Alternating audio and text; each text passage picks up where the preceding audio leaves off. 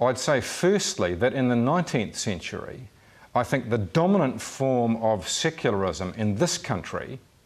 was, in Rowan Williams' term, procedural secularism. Okay? There was some sort of anti-religious secularism around, and actually some local and quite high-profile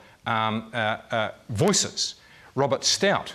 is a good example, Dunedin lawyer who becomes the leader of the New Zealand Freethought movement, which is basically a movement designed to secularise society and culture and reduce the public influence of the churches.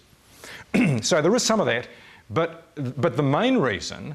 why we developed a much greater separation between church and state in this country compared with the UK, from which most settlers come,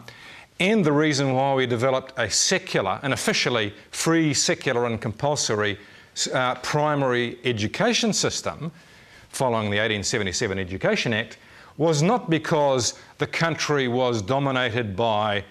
sort of atheists and agnostics who wanted to, sort of destroy religion and the churches. It was more because the country was well over 90% of the population identified as Christians of some sort, and their main aim was to ensure that no established church which might discriminate against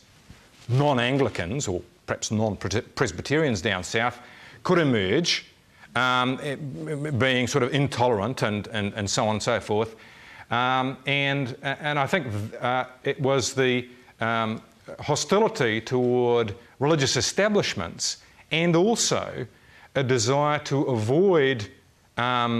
sectarian and religious conflict